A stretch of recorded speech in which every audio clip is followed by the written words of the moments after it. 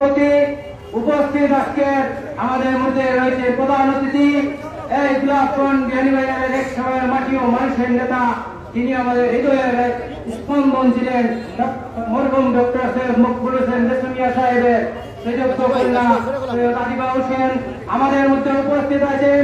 গোলাপগঞ্জ উপজেলা বিএনপির সিনিয়র সহসভাপতি, গোলাপগঞ্জ পৌরসভার বারবার নির্বাচিত কাউন্সিলর এবং প্যানেল মেয়র বিভিন্ন ইউনিয়ন থেকে আগত এবং আমার এই 3 নং ফুলবাড়ি ইউনিয়নের বিভিন্ন ওয়ার্ড থেকে আগত নেতৃবৃন্দ, বক্তব্যের শুরুতে আপনাদের জানাই 3 নং ফুলবাড়ি ইউনিয়ন বিএনপির পক্ষ থেকে আন্তরিক ধন্যবাদ ও মুবারকবাদ। এই উপস্থিতি আমরা জানেন আমাদের বিএনপির ভারপ্রাপ্ত চেয়ারম্যান জনাব তারেক রহমানের নির্দেশে রাষ্ট্রকাঠামো মেরামতের লক্ষ্যে 31 দফা আলোকে জনমত গঠনের লক্ষ্যে আমাদের নেতৃবৃন্দ এই গোলাপগঞ্জ বিয়ানীবাজারের প্রত্যেক প্রান্তে মাঠে ঘাটে প্রচারণা চালিয়ে যাচ্ছেন এবং লিফলেট বিতরণ করে যাচ্ছেন। তারই আলোকে আজকে আমাদের এই হেতিমগঞ্জ চৌমুহনীতে আজকের এই পথসভা অনুষ্ঠিত হতে যাচ্ছে, সেখানে প্রধান অতিথি হিসাবে উপস্থিত রয়েছেন সৈয়দ আদিবা হোসেন। প্রিয় উপস্থিতি, আমি আমার বক্তব্য দীর্ঘায়িত করব না, আমার সিনিয়র নেতৃবৃন্দ রয়েছেন এবং আপনারা আজকে প্রধান অতিথির কাছ থেকে বক্তব্য শুনবেন। এখানে আপনারা সবাই কষ্ট করে উপস্থিত হয়েছেন, এই জন্য আপনাদেরকে আবারও কৃতজ্ঞতা জানিয়ে আমি আমার বক্তব্য এখানে শেষ করছি। আসসালামু আলাইকুম। প্রিয় উপস্থিতি, এ পর্যায়ে বক্তব্য নিয়ে আসছেন গোলাপগঞ্জ উপজেলা জাতীয়তাবাদী শ্রমিক দলের সাবেক সিনিয়র সহসভাপতি, সম্মানিত সভাপতি জনাব ডক্টর ভাইকে মূল্যবান বক্তব্য রাখার জন্য অনুরোধ জানাচ্ছি।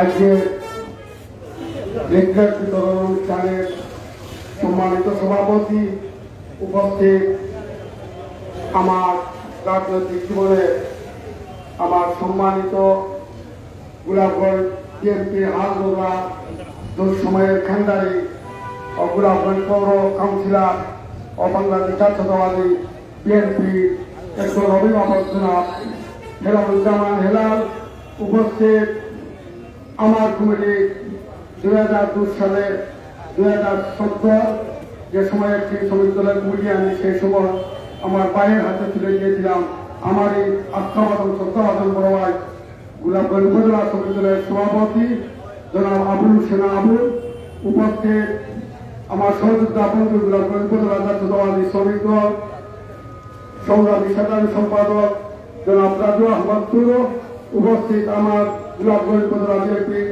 অঙ্গ সংগঠনের নেতৃবৃন্দ ও হেতিমগঞ্জ এলাকাবাসী, আসসালামু আলাইকুম। হিন্দু ভাইরা আদাব। একটি কথা বলবো, আমাদের বিএনপির একটি প্রধাননা এবং তারেক রহমানের নির্দেশে আমরা লিফলেট বিতরণ করছি।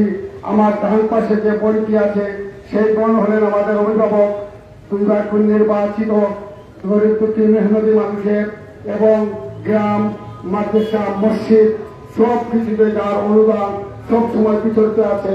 আমার প্রিয় নেতা ডক্টর সৈয়দ মকবুল হোসেন সুবাই সাহেব মেয়ে, তিনি আছেন আমার পাশে। আল্লাহ তাইকে যে দানের শীষের প্রতীক দিয়ে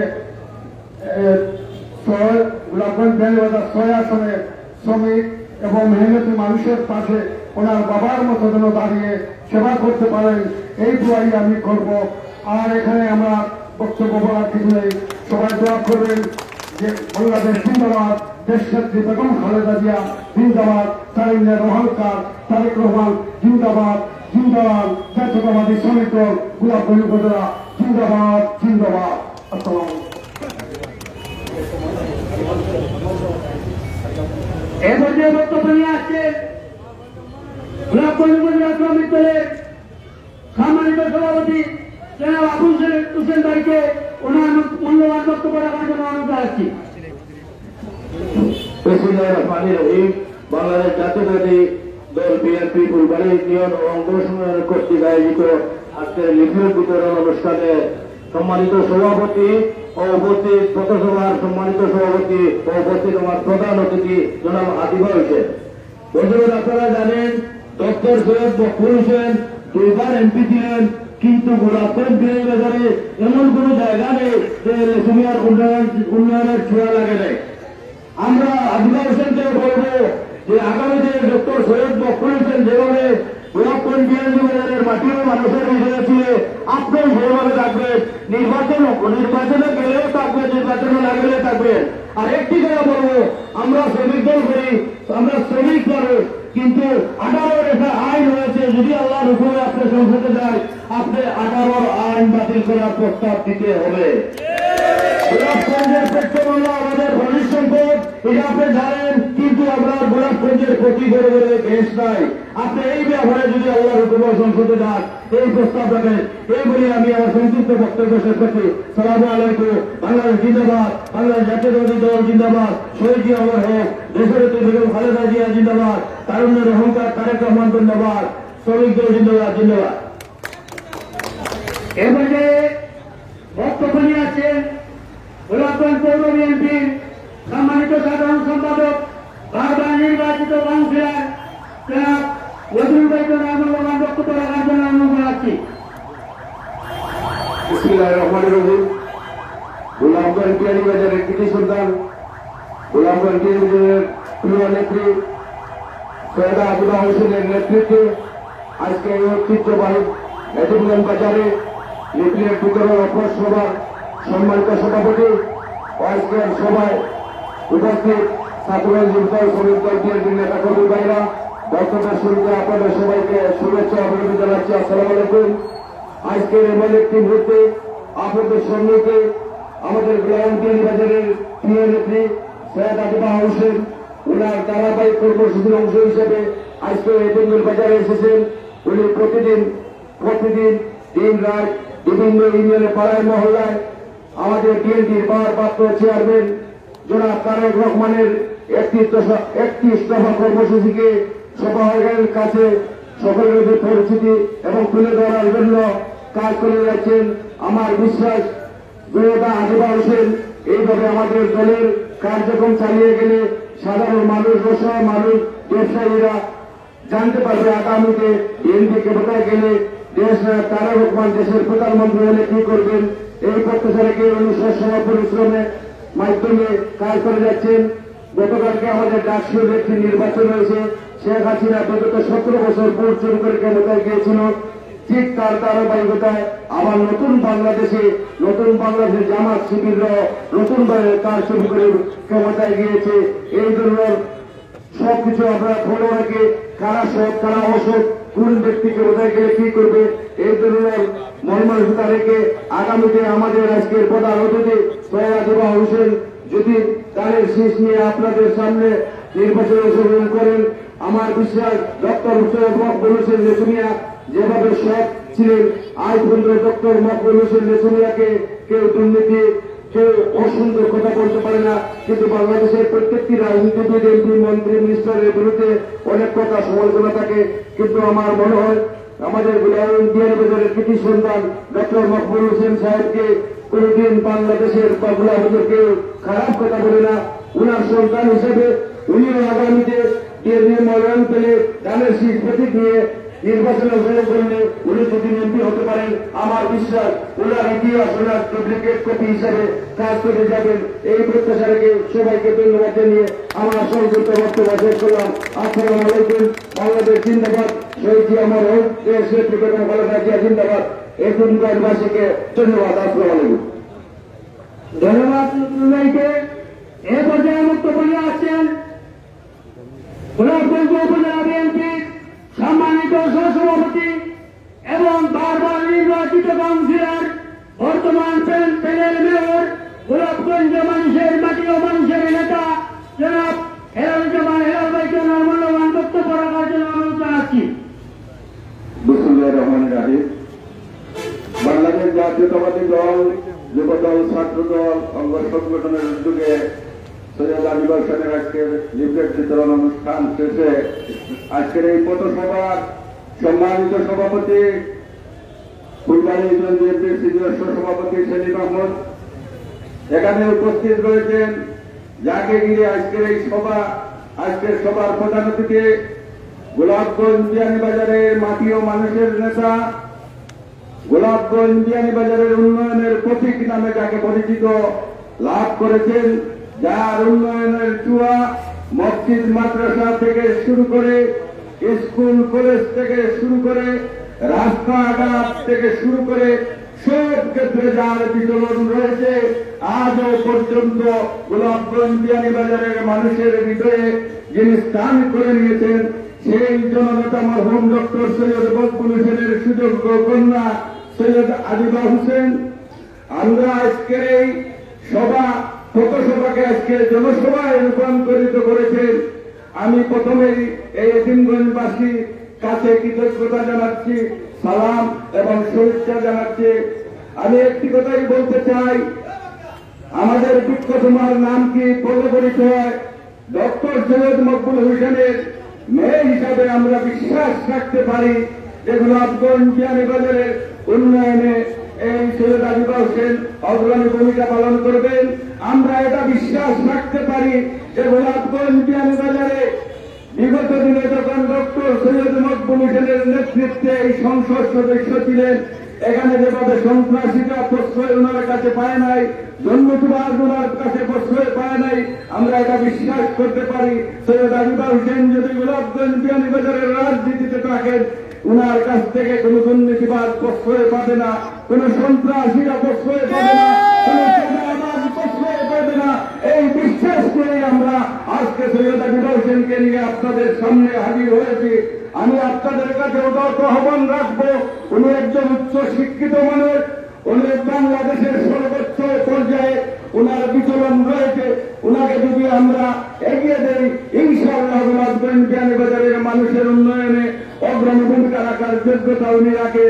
আমরা এটা বিশ্বাস করি, ওনাকে যদি আমরা এগিয়ে দেই, গোলাপগঞ্জ বিয়ানীবাজারের শিক্ষিত বেকারদের কর্মসংস্থানের ক্ষেত্রে উনি অগ্রণী ভূমিকা পালন করতে পারবেন, এটা আমাদের বিশ্বাস হয়েছে।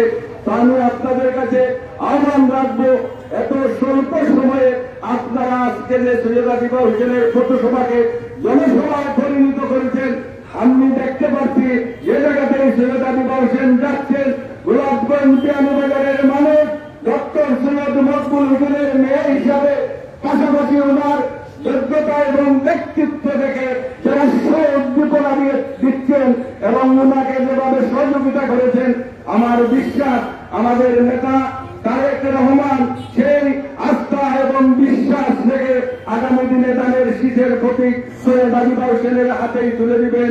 এই আশাটুকু রেখে আমি আমার সংক্ষিপ্ত বক্তব্য এখানে শেষ করছি। বাংলাদেশ জিন্দাবাদ, বাংলাদেশ জাতীয়তাবাদী দল জিন্দাবাদ, শহীদ জিয়া হোক, দেশ নেত্রী বেগম খালেদা জিয়া জিন্দাবাদ। সবাইকে ধন্যবাদ। ধন্যবাদ এনারুজ্জামান এনারকে। প্রিয় সংগ্রামী উপস্থিতি, এ পর্যায়ে যিনি বক্তব্য নিয়ে আসছেন উনি ডক্টর সৈয়দ মকবুল হোসেনের সুযোগ্য কন্যা এবং গোলাপগঞ্জ বিয়ানীবাজারে ইতিমধ্যে যে আলোড়ন সৃষ্টি করেছেন বিএনপি, যুবদল, ছাত্রদল, শ্রমিক দল সহ সাধারণ জনগণ সহ গ্রামে গঞ্জে যার বিচরণ করছে, তিনি হচ্ছেন আমাদের নেত্রী সৈয়দ আদিবা হোসেনকে ওনার মূল্যবান বক্তব্য রাখার জন্য অনুরোধ জানাচ্ছি।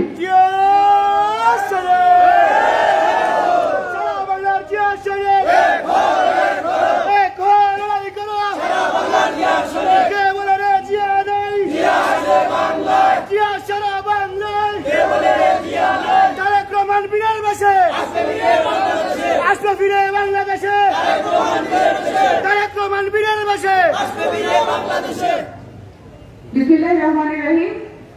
ফুলবাড়ী ইউনিয়ন বিএনপি এবং অঙ্গ সংগঠনের উদ্যোগে আজকে আমরা খুব সুন্দর একটি পথসভা করলাম। পথসভা শেষে আপনারা সবাই এসেছেন, এটা একটা পথসভা থেকে জনসভায় রূপান্তরিত হয়েছে।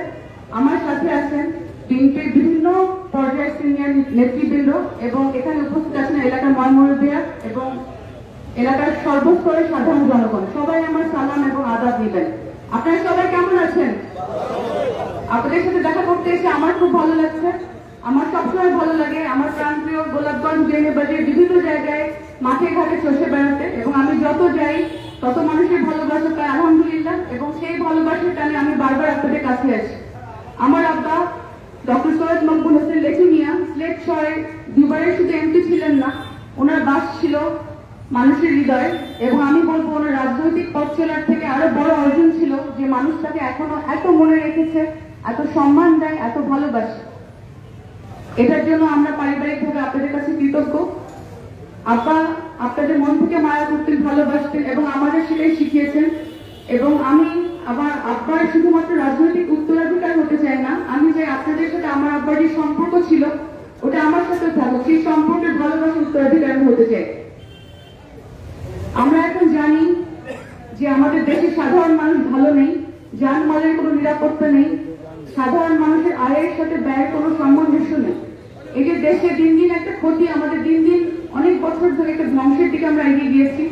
শেষ মুহূর্তে হলেও আমরা আমাদের দেশকে ফেরত পেয়েছি বিভিন্ন অনেক মানুষের আত্মত্যাগের বিনিময়। সামনে আমাদের নির্বাচন হবে, যেটা খুব সংকট এবং কঠিন নির্বাচন হবে। সেই নির্বাচনে আপনারা সবাই অবগত আছেন যে বিভিন্ন ষড়যন্ত্র হচ্ছে দেশি এবং বিদেশি শক্তি দ্বারা। আমি আমার বিএনপি এবং সাধারণ ভাইদের আহ্বান করবো আমাদের বিএনপিকে এক থাকতে হবে, যাতে আমরা ইতিহাসের কথা মতো করে আমরা আবার গণতন্ত্র পুনঃপ্রতিষ্ঠা করতে পারি। যতবার বাংলাদেশে বিভিন্ন সরাসরি শাসক এসেছে, বিএনপির হাত ধরে বাংলাদেশ গণতন্ত্রের পথে ফেরত এসেছে। এবং বিএনপির যে শাসনামল ছিল সবসময় সৎ এবং জনগণের পক্ষে ছিল। বিএনপির রাজনীতি জনগণের পক্ষে, আমি সেই আদর্শে বিশ্বাস করি। আমার আব্বা আপনাদের পক্ষে রাজনীতি করতেন এবং ওনার রাজনীতি একটাই দর্শন ছিল, জনগণের উন্নয়ন। আমার আব্বা রাজনীতির ক্ষমতায় বিশ্বাস করতেন না, আমার আব্বা বিশ্বাস করতেন রাজনীতি হবে জনগণের জন্য। ঠিক একইভাবে বিএনপি মনে করে সমস্ত ক্ষমতার উৎস জনগণ, এবং সেই জনগণের যদি ক্ষমতা ফেরত পায় এই লক্ষ্যে বিএনপি নির্বাচন করতে চায়, ক্ষমতা আসতে চায়, যাতে দেশকে আমরা সুন্দর করে গুছাতে পারি। আজকে আমরা পথসভার সময় আমাদের হাতে একটি তারেক রহমান সাহেবের 31 দফা ছিল। এই 31 দফা আমি সবাইকে অনুরোধ করি পড়তে, নিজে জানবেন এবং আপনারা অন্যকে জানাবেন। এই 31 দফার মধ্যে যে সমস্যাগুলো আমাদের দেশে এখন আমরা সবাই ফেস করছি, যে মানুষের মৌলিক অধিকার নিয়ে সমস্যা, দেশ গঠন নিয়ে সমস্যা, সবগুলোর সমাধান এই 31 দফার মধ্যে আছে। এই প্ল্যানগুলো আপনারা জানবেন এবং অন্যকে জানাবেন।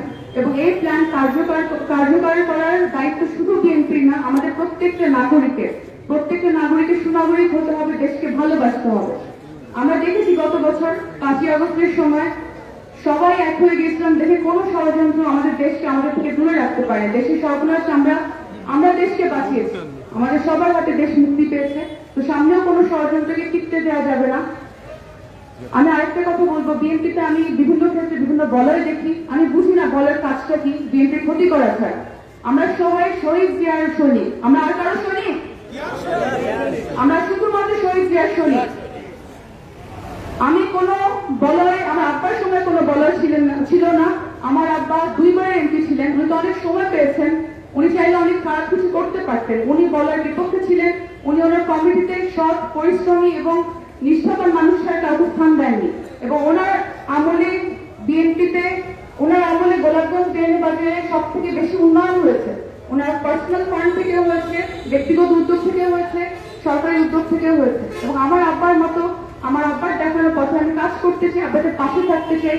সুখে দুঃখে সবসময় আমাকে পাশে পাবেন। আমি এমপি হই না হই এর সাথে আমাদের পাশে পাওয়ার কোনো সম্পর্ক নেই। আমার আব্বা ঠিক যেরকম এমপি থাকা অবস্থায় না থাকা অবস্থায় সবসময় আপনাদের খোঁজ দিতেন। আপনারা ভালোবেসে আমার ভাইকে ডাকতেন ভাই সাহেব।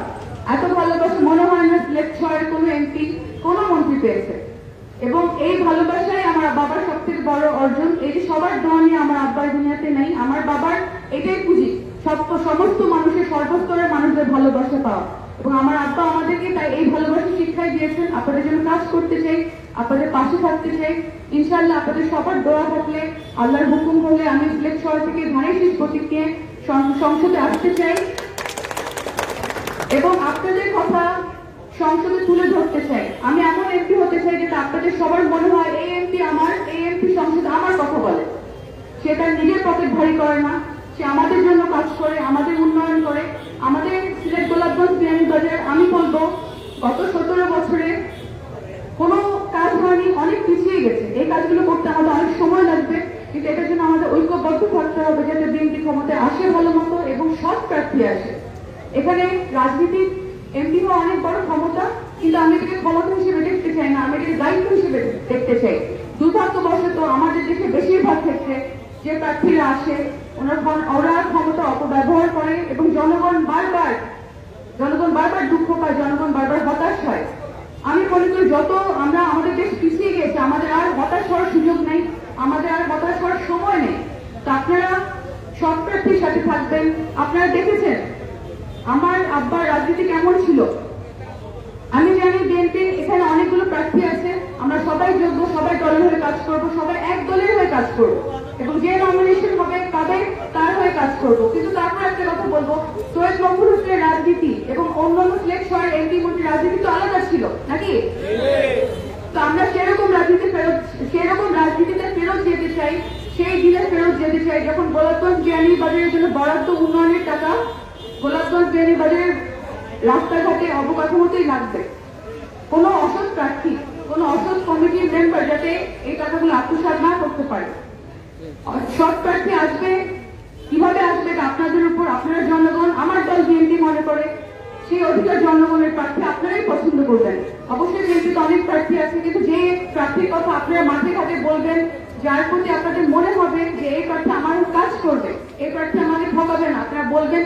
আজকে যদি আমার বক্তব্য আপনাদের ভালো লেগে থাকে, আমার আব্বাকে যদি আপনাদের মায়া থাকে আমার আব্বার উপর, তাহলে আমি অনুরোধ করবো সবাইকে, এটা আপনাদের ইচ্ছা, আপনারা বলবেন নাকি, কিন্তু আমি অনুরোধ করবো আমার কথা আপনারা বিভিন্ন বাজারে মাঠে ঘাটে বলবেন, আপনাদের পরিবারের সবাইকে আমার সালাম পৌঁছে দিবেন, আমার কথা বলবেন। তাহলে এটা দলও জানতে পারবে, কেন্দ্র হাইকমান্ড জানতে পারবে যে আমার প্রতি মানুষের একটা মায়া আছে, টান আছে। এবং একটা প্রতিশ্রুতি দিতে পারি, আমরা আসলে গোলাপগঞ্জ বিয়ানীবাজারের একটা মানুষ ঠকবে না, আমাদের দ্বারাই সবচেয়ে বেশি উন্নয়ন হবে। আমরা রাজনীতিতে আসিনি টাকা পয়সা বানানোর জন্য, পকেট ভরার জন্য। আপনারা দেখেছেন আমার আব্বা কিভাবে নিজের ব্যক্তিগত উদ্যোগ থেকে অনেক কাজ করেছে, এটা আমি যতটুকু জানি তার থেকে বেশি আপনারা জানেন। আমি গোলাপগঞ্জ বিয়ানীবাজার যেখানে যেখানে ঘুরে বেরিয়েছি, আপনারা অনেকে বলেছেন এই রাস্তা, এই মসজিদ বা একটা স্কুল, অনেক কিছুতে আমার আব্বার অবদান ছিল এবং আমরা কৃতজ্ঞ যে আপনারা সবাই মনে রেখেছেন। আমার আব্বার প্রতি আপনাদের স্মৃতিটা এত সুন্দর যে আমার বারবার আসতে ইচ্ছে করে।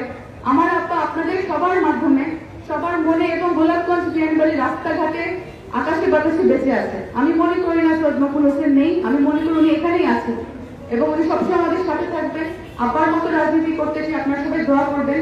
আপনারা অনেকে জানেন জুলাই মাসের 17 তারিখে আমার সৌভাগ্য হয়েছিল দলের চেয়ারম্যান জনাব তারেক রহমানের সাথে দেখা করার।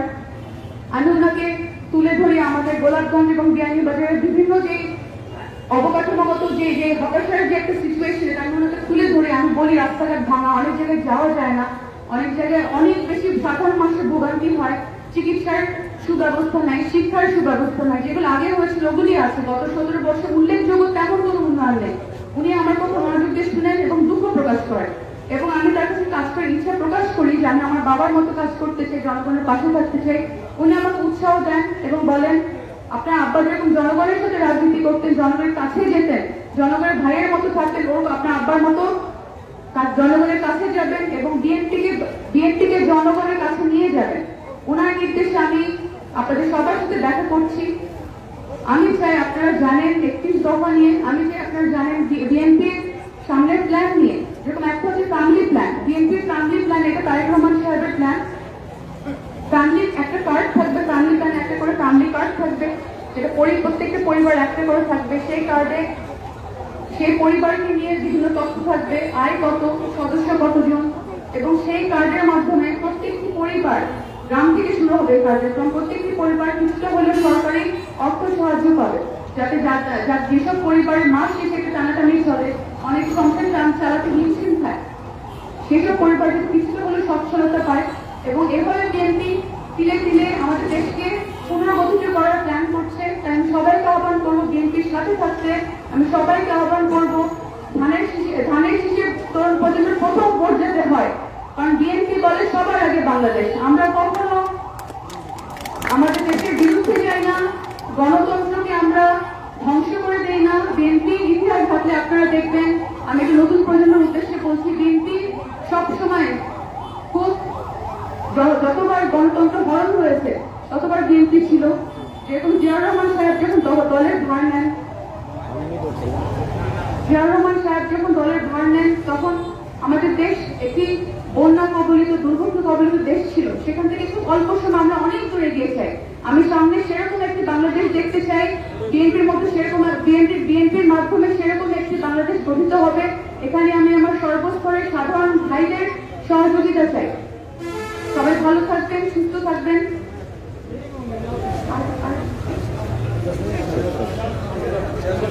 সবাই ভালো থাকবেন, সুস্থ থাকবেন। সবাইকে আমার ধন্যবাদ সাথে থাকার জন্য। আজকে আপনারা অনেকক্ষণ ধরে আমার সাথে ছিলেন এবং আমার এখানে এসে খুব ভালো লেগেছে। আমি আবার আসবো, বারবার আসবো। আপনাদের পরিবারের সকলকে আমার সালাম পৌঁছে দিবেন। যেসব মা বোনেরা আসতে পারেন আমাদের সবাইকে আমার সালাম পৌঁছে দেবেন এবং আপনারা বলবেন যে আমি অনেক পরিশ্রম করব। আমার তরফ থেকে আপনারা পরিশ্রমের সততার কোনো কমতি পাবেন না। সবাই ভালো থাকবেন, সুস্থ থাকবেন। সবাইকে আমার সালাম। বাংলাদেশ জিন্দাবাদ, বাংলাদেশ জাতীয়তাবাদী দল জিন্দাবাদ, শহীদ জিয়া অমর হোক, তারুণ্যের অহংকার তারেক রহমান জিন্দাবাদ, দেশনেত্রী খালেদা জিয়া জিন্দাবাদ জিন্দাবাদ।